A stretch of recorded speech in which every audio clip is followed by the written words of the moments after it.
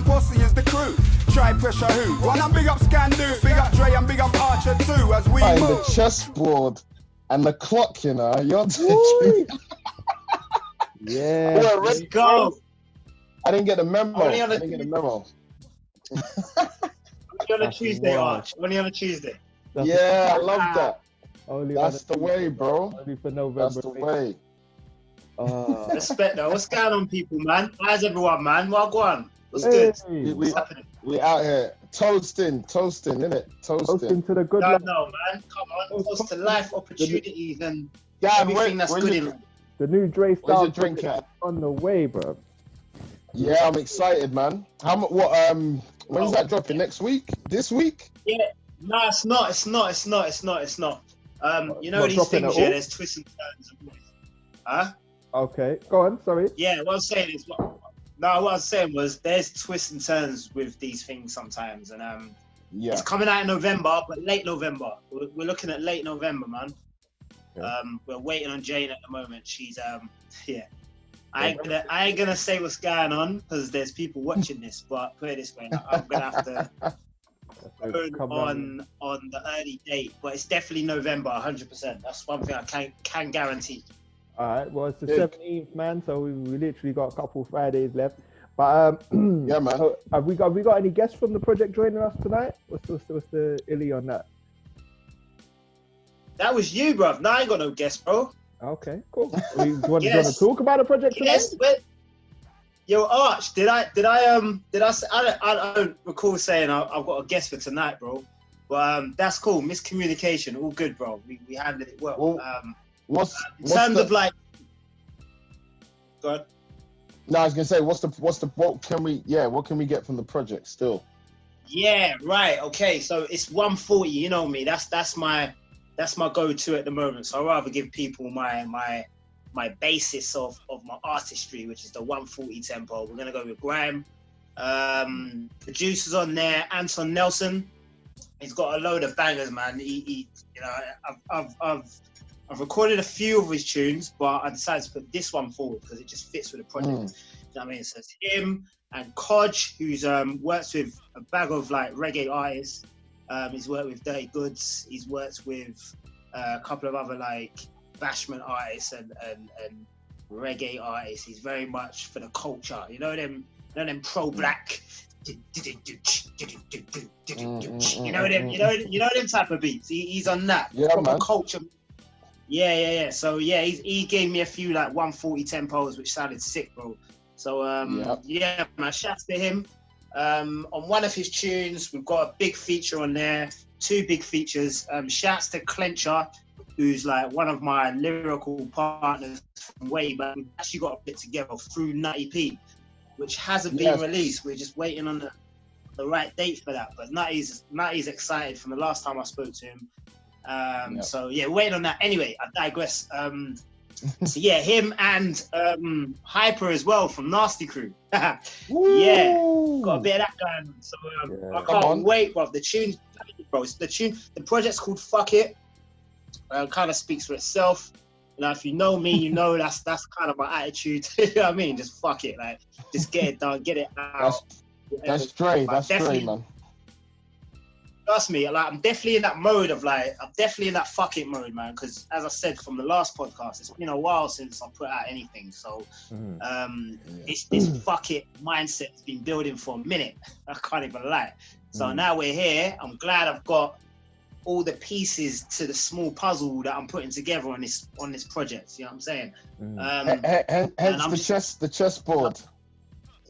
Exactly, bro. Exactly. Exactly. This symbolizes and connotes a lot of things going on at the moment. Do you know what I mean? So, yeah, and this is gonna set up for the next project. That's the aim. Do you know what I mean? So we've got a big album coming next year. I can't wait. We're just gonna pattern that at the moment. That's getting like mixed down and whatnot.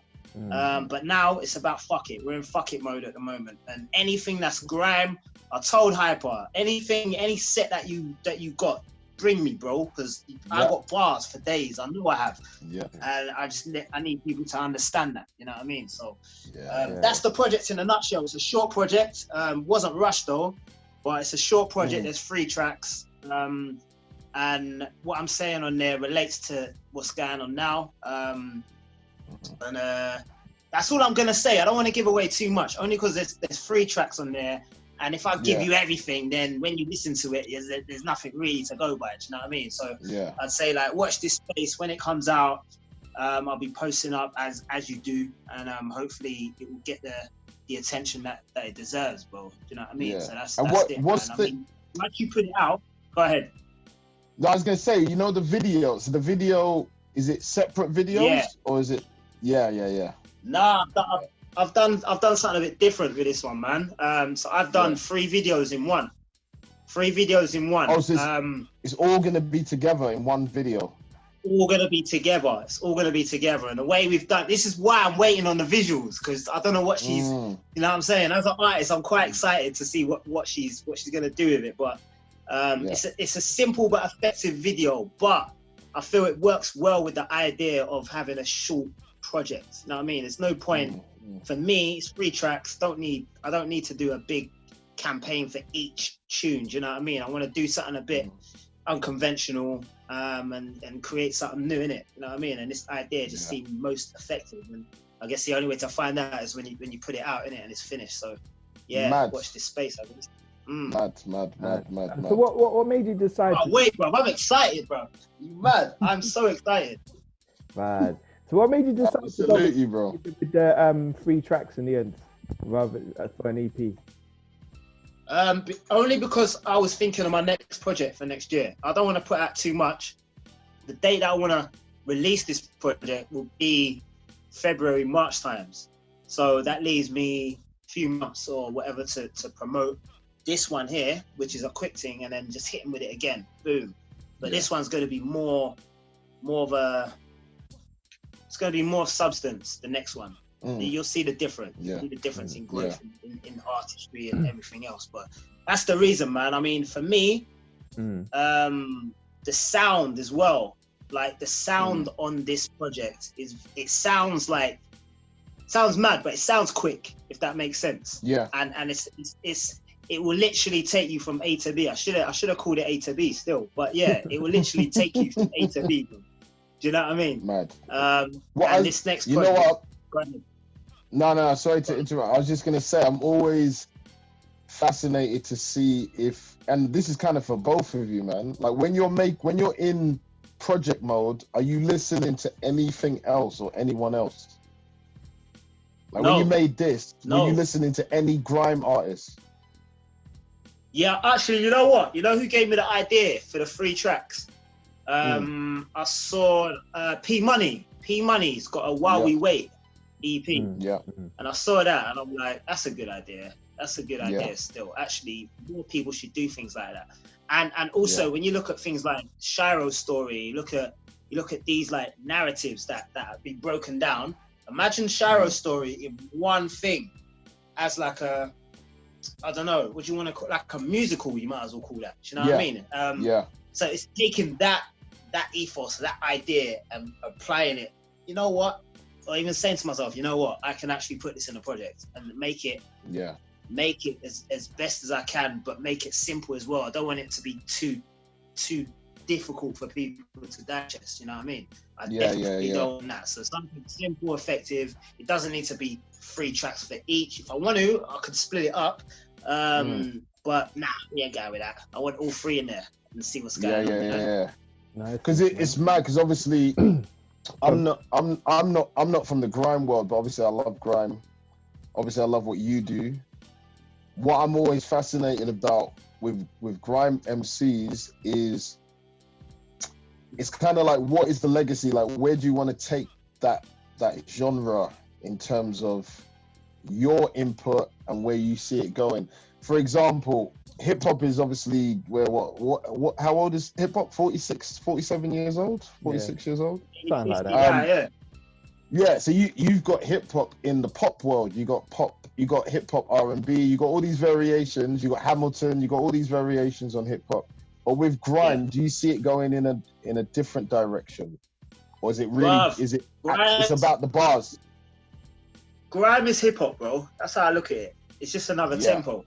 It's something that we've obviously taken as our own, like domestically, we've taken that sound or whatever, just like dubstep, just like, you know, drum and bass, jungle, whatever. Do you know what I mean? It's like, I don't separate it no more. I used to, but now I don't.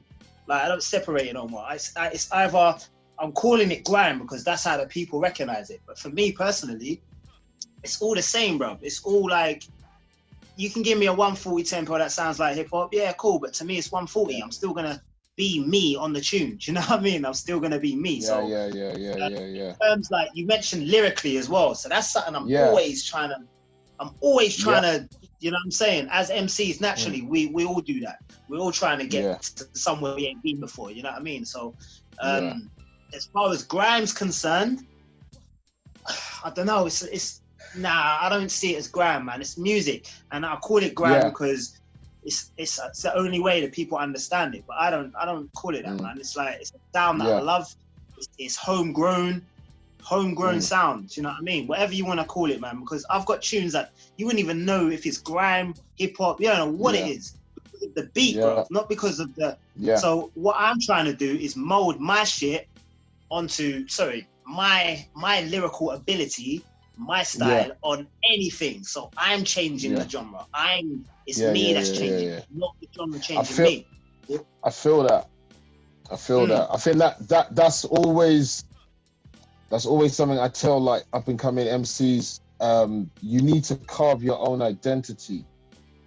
100. There's so many rappers, so many MCs that you don't want to be on a song and no one knows it's you.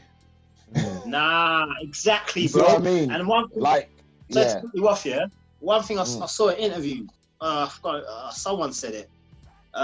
You know when like a sound is in, when a sound is in, you know, like Afro beats, for example, Afro beats is in, and then suddenly all the artists them are flocking to that. That's the sound now. You go over there. That's the sound. And then everyone's popping over here with this sound. Yeah, great. Yeah, party time. And then the sound's out. So all these newcomers that have come into that sound and molded their shit, they're going with it. They're going with it. You stay over there with that sound, But all the people who are credible in their own right when it comes to flows and lyrics and just writing, period, they will jump on that sound, but still be them. And when that sound goes, they're still around. They're still in the pot because they don't give a fuck about if it's, you know, the new sound, the old sound. Nah, man, I can run on anything. And that's how I've always thought. Do you know what I mean? So, like, even when everyone was at the start, I remember early grime, Channel U days, where everyone was like, it was grime, and then people started experimenting, trying to do the hip hop thing. And certain guys, they couldn't do it, bro. They couldn't. The flow was all slow, you know. It was basically their grime flow on a fucking Illmatic beat. Like, what? Do you get what I'm saying? Imagine a grime flow over flipping, I don't know, what's that tune by Red MF? Imagine any tune. You know what I'm talking about. They can't mold their style into another tempo. I think that's important, man, because I think that's the distinction between an MC, rapper, and an artist. An artist will look at the whole song and adapt and really think about delivery and cadence and tone. And an MC who's, like you said, just jumping on different, they might not understand what the music requires. If that makes sense. I think that's why a good producer is always Why do you think that is? Why do you think they may not understand? Why do you think that is? Is that just their ignorance? That sounds like ignorance to me. That just sounds I think, do you know what it is? I think it's artistry, man. Some people have it and some people don't. And I don't think it's a problem. You can just tell in it. So when Getz attacks songs, he's attacking the song. He's not one Getz on every song. So he'll flip his flow, he'll change the tone, delivery, attack. It's all different because he's understanding the music. So that's for me. Getz is an artist. He's an artist. He's not a grime MC like that. And then there's a few others in that world as well that kind of can just adapt. I think to me it's a great analogy is like using professional footballers, man. You got a guy like as a professional footballer, like you're performing at an elite level, but you take somebody like I don't know, a Ronaldo, and you put him in defense, and shit in defense, but he's still a professional footballer. You see what I'm saying? And that's like MC that can only spit on grime, and they stick on grime, put them in a hip hop beat, and they don't know what to do. So it's just like doesn't mean they're whack MC. It's just that they're not versatile enough to be able to be all over the pitch. You get me? Because I think artists can play up front, can play in the wing, can play in mid. All of that. Yeah. The gloves can play in goal. All of that. True. But and I think Sorry, a question I wanted to ask you though. At what point did you realize that you can, because not every man is capable of jumping on a hip hop beat. Like obviously you're coming from the grime world, like it doesn't come naturally to everybody. So was it something that just came naturally to you from the jump, or was it something that you had to develop? A bit of both. It came to me naturally, man. I'd say it definitely did, man. It started from Jungle days, bro. Jungle days. Let me give you some Dray history, innit? Like Jungle days, bro. Super Sunday, Cool FM, Skibbity, Shabdy, IC3, whoever it was. Who else? DJ Brocky, That was my first ever, like, that's when I fell in love with music, bro, and MCing. And I used to imitate him. I used to try and like listen to him, record the set, and then write down his lyrics on a piece of paper, and then try and spit it back to me. Now, I did that with Busta Rhymes as well. I did that. I tried to do that with Bonefire because I couldn't really understand what they were saying at the time, at that point in my life. You know what I'm saying? And we're talking like age 9, 10. Do you get what I'm saying? Right? We're talking these early ages, bro. And then when I was like, because I got into DJing first. That was like the first activity in music. I was buying UK garage records, like spending all my money on that shit, and like I still got them now, and like it turned into like, man, still got all of them now. And from then, like, cause you're in the end, you just for some reason, and I'm so blessed to like know these people, but you just end up linking up with people who are also DJs and MCs, and then suddenly you're on radio, and suddenly you've got a little crew with 2 MCs, you know what I'm saying? And then suddenly like, raw, you sound sick on the mic. Oh, I sound sick on the mic. Yeah, come on, let's do a set. And then you get gassed because they're gassing you, and then this is like 15 years old, isn't it? Do you know what I mean? And shouts to MS1, DJ MS1, Leytonstone. Let me tell you something about this brother, We used to go to his house every weekend. This was early, before anything. We're talking like 14, 15 years old, These times, D-Double was there at his yard. Stormin, R.I.P. to Stormin, he was there. Yeah, R.I.P. Big up Queen Shady, you know what I'm saying? Queen Shady and Flexi D, and there were a few others like Maverick and all that. But I remember the early days, we used to go there and make CDs. And I used to walk in the room, D-Double will be on the mic, young D, and I'm there, I'm younger than D, remember this. I'll come there with my record bag and all that, and then I might do a bit of MCing with man and all that, do you know what I'm saying? And it kind of went from there. But to answer your question, Scan, I always knew I was like versatile, man. I always had a hunger to like, just curiosity with words, do you know what I'm saying? And then I was always like good at English, do you know what I mean? That was like my top mark. So I used to love writing. That was my thing. I used to love writing. I used to love it. And then suddenly now I'm MCing with Dirty Dogs and Titch on radio every week. And I'm going to Iron Apple with these guys. And it's mad. And doing shows and going to raves and going to Palace Pavilion and all these places and EQ and fucking, it was mad times, bro. But yeah, to answer your question, I always knew I was sick, bro. Come on. Bro, you know it's mad because as you said that, I'm remembering when I first met you. I think I met you at Mr. Sound Studio. Yeah. It was you, G Range, Lost Soldier. Yeah. Oh snap! I think I met Orange there. Orange, shout out to Orange. Yeah, I know the tune. I know the tune still. Yeah, because it was Mr. Sounds that put us on the same song, right? It was, yeah. I don't know whose tune it was, but it's called "This Is Real." That's real. Right. I remember. Yes. Oi. That's the archive right there. That's a collector's item, bro. Yeah, because I remember, I basically Mr. Sounds produced on my first ever album. So when I was linking Mr.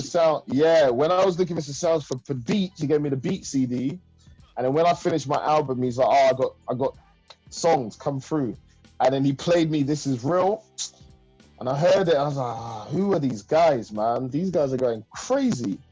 And I think it was probably like a week or so after that. I think he had like a little barbecue. You pulled up. G-Range was there. Lost Soldier was there, or maybe I met her another day. But that's when I think that's the first time I met you, bro. I think it was there. I remember that day. I remember that. Like, yeah. You know what? You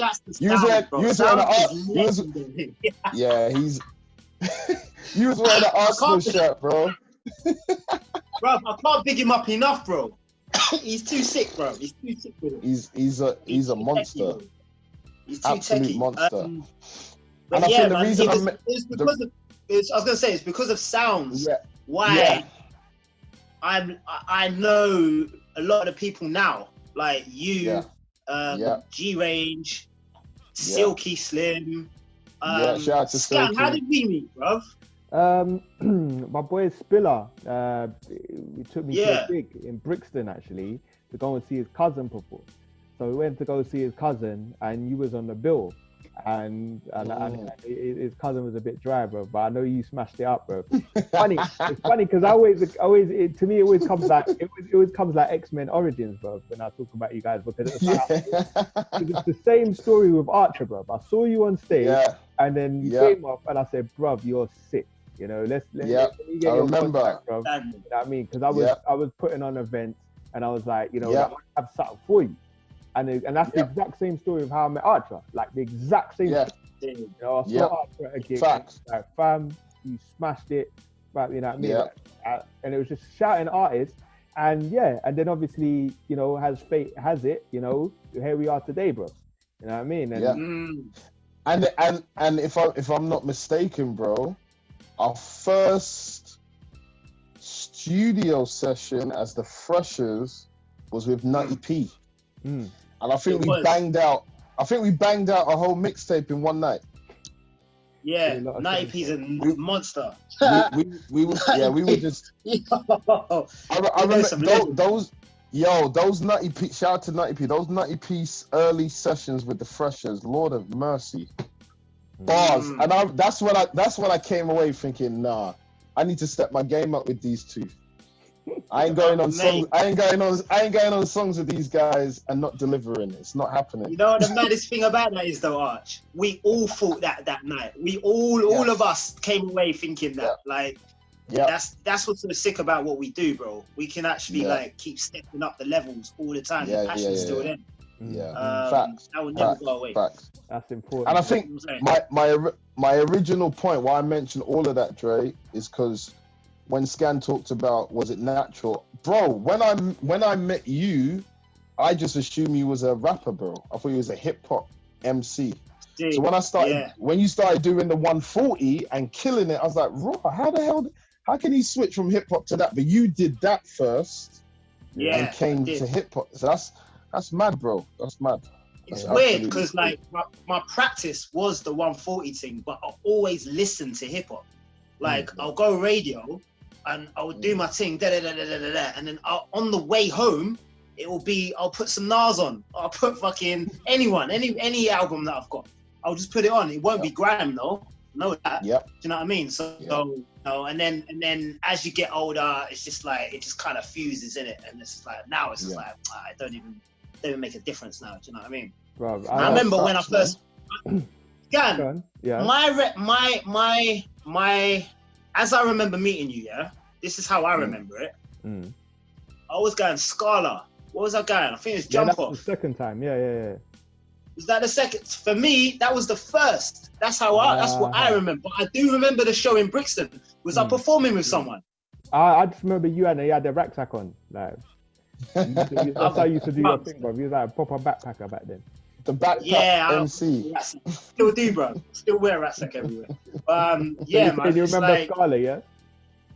I remember Scala, and I was coming out of Scala. I was looking for someone, and then this brother, came up to me. I was like, and he's like, yeah.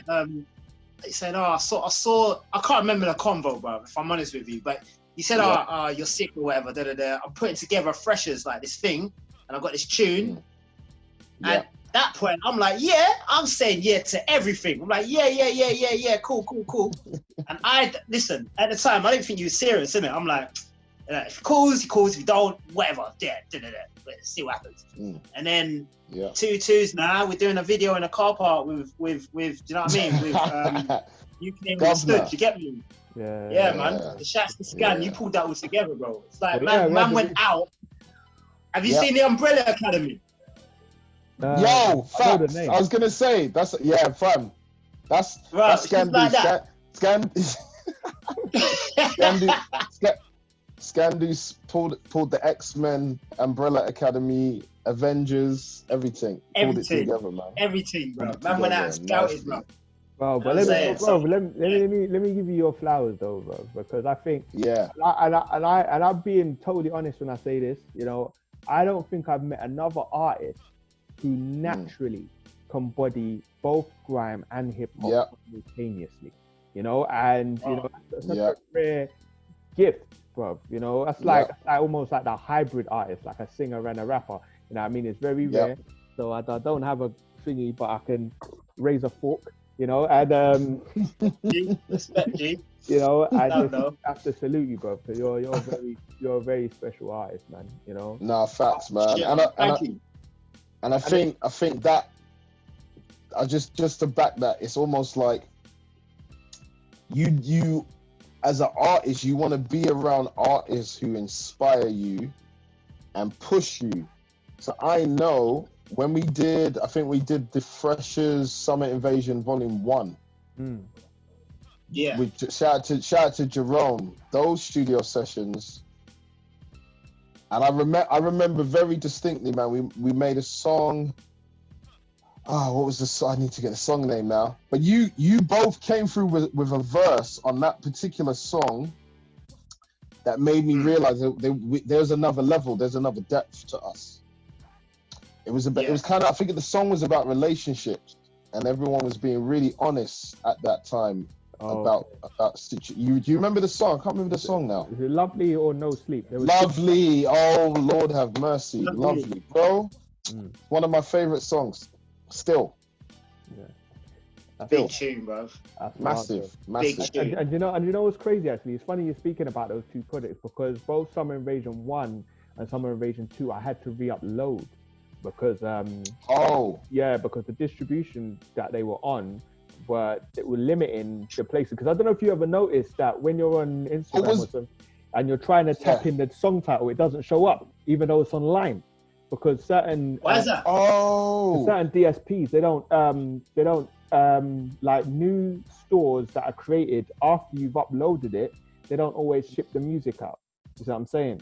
It's very okay. So, for example, Believe, as soon as a new platform comes, like say TikTok, they'll automatically put the music on TikTok regardless.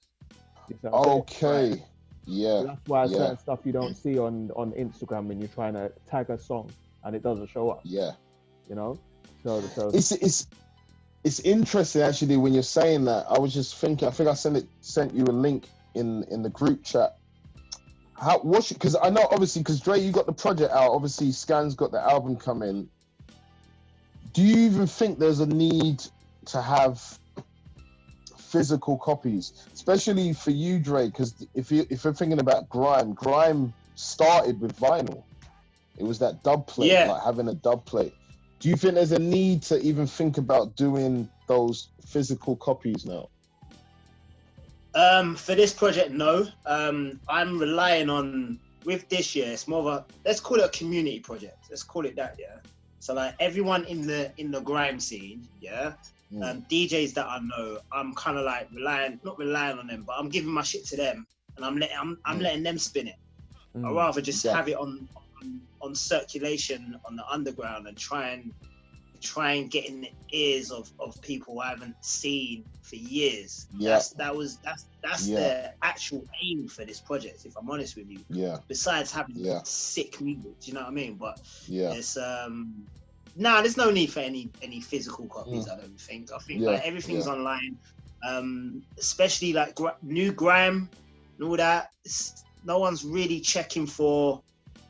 It's got to make sense. Like if, for example, if I did a garage tune, because garage was back in the day where it was vinyl, I would expect the same audience to buy vinyl. I think they would, because I'm hearing a lot of people saying, "Oh, vinyl's coming back," Vinyl's coming back, You do know that, right? I'm like, okay, all right, cool, all right. A lot of people are buying vinyl now, but how popular is it? But I'll just have it for memoir. I have it for myself, man. It's like, look, I've got a physical copy for me. I'll frame that shit. I've still got a project somewhere, vinyl copy. And that I'll cherish, bro. I just like having a physical copy. So if I don't put it out or any physical copies out, I'll just have one for myself, man. What you think, Scan, in terms of the marketplace? The marketplace is a conversation that I've been having a lot lately, especially with artists and producers alike. I think the key thing is putting a value back in the music, bro. You know what I mean? The people are not putting the effort in anymore because because people will spend money, get your thing mixed and mastered, and lose money because your return is rubbish, bro. When you're getting 0.03% every time someone streams your song for longer than 30 seconds, it devalues your music. You might as well be on the corner just dashing it out for free. You know what I mean? And we need that's why I'm happy when I see people invest and they do the vinyls and they do exclusive deals and stuff like that off of Spotify, because they're trying to make their music have value, bro. You know what I mean? Yeah. All right. So let's cut you off, Scan. All right. So say you're walking down Oxford Street now, and someone comes up to you and says, "Oh, I've got this CD, man. Do you want to buy it? Oh, it's £10, £10 for the album." Now, in 2005, that shit was fly. Yeah. I might think about buying it. Cool. Yeah. But now, 2020, what would your reaction be if someone came up to you and tried to sell you a CD? Wow, I'd respect the hustle. If I had a tenner, and I've done it before, you know what I mean? If I've got the money, you know what I mean, I'll say, fam, I respect your hustle, bro. You know what I mean? If you even up for kicking a 16, bro, then show me that you're 30, then let's do it. I'll buy your CD, bro. But enough men are on a hustling. I wouldn't, They wouldn't even spit a verse. They were nothing. And then you get a vibe and you'd be like, you know what, bro? This is probably a blank CD anyway. So it's just like, so I kind of. Do you know what's mad though? For me, and I've done it before as well. Like, I've done both. I've had people come up to me back in the day with a CD, and the packaging and the artwork looks so whack. That put me. You could be the next Nas. If your packaging looks suspect, I can't invest. And then on the flip side, I've had people hit me up with plastic wrapped CDs, beautifully designed art, bro. On the strength of that, and again, you could be whack, but on the strength of the packaging and you spent money, I'll invest. Yeah, but then on the I'm like, go on. On the flip side, though, I remember the first time we did Boom Bap Festival, and we shared the book Ocean Wisdom. A man sold me a CD with 2 CDs on it, plain white paper thing with a little biro pen on it. And I was like, we've all done that now. It's shocking. But like, he turned out to be one of the best MCs in the country, bro. So it's like facts. I remember that day. It depends, and that's the thing as well. That's the thing. I was gonna say that's the thing. Like, it depends where in your grind you are, innit? Like, not everyone's got the dough to actually spend on good shit. So you have to rely on the ball pen. You have to rely on the biro sometimes. You know what I'm saying? And try and Like some people respect the hustle. Like they respect the fact that you've gone up to them with a shit package. Yeah. They know it's shit. Yeah. You know it's shit. Like, this is shit. But then the music isn't. I'm saying, but the music itself isn't. Do you know what I'm saying? So when you've got a shit package, you've got to sell it now. You've got to use your mouth and sell your shit. I think that's the difference, man. Because I remember early days, my first ever mix. If anyone has my first ever mixtape, boy. What's it called? Some dough, bro. It was called Therapy Sessions Chapter 1. Bro, I've got number 2. Yeah, you got number 2. But that first one, bro, I think I literally pressed all the CDs myself. So burnt them all on CD. Did the artwork, cut out the artwork, bought the plastic sleeves, bro. And oh, it goes further, bro. I even put the on the actual CD. I put the artwork on the CD as well. Whoa. But I actually stuck it on every single bro. I made 500. Bro, I made 500 of that first mixtape. Sold them hand to hand, and that was doing shows, selling it. You see, when Therapy Session Chapter 2 came, bro, I did the same thing. I pressed everything myself, got the artwork. You know Gavin Scan. He designed it, innit? Gavin did the artwork, bro. Same thing. Manufactured it myself. This time I did 1,000. I did 1,000. Yeah. I spent at least a whole year just making sure I got rid of all of them, and I was selling them for like £5, bro. Yeah. And the only reason I was selling them is because I did the show. So you saw the show, so you could see if it was quality or not, and then I would be like, bang, this is the CD with those 2 songs that I just. And I think that's the difference. You can't just walk up to a man on road and give him a CD and expect him to confidently purchase that CD without hearing anything. Bruv, I've never bought a CD of someone on road. Never done it. That's wild, bro. That's wild. Never done it. That's wild, bro. So, fam, and I wanted to ask you about your inspiration, bro, but I know we've got a minute left, bro. Is there the last thing you want to say about this thing?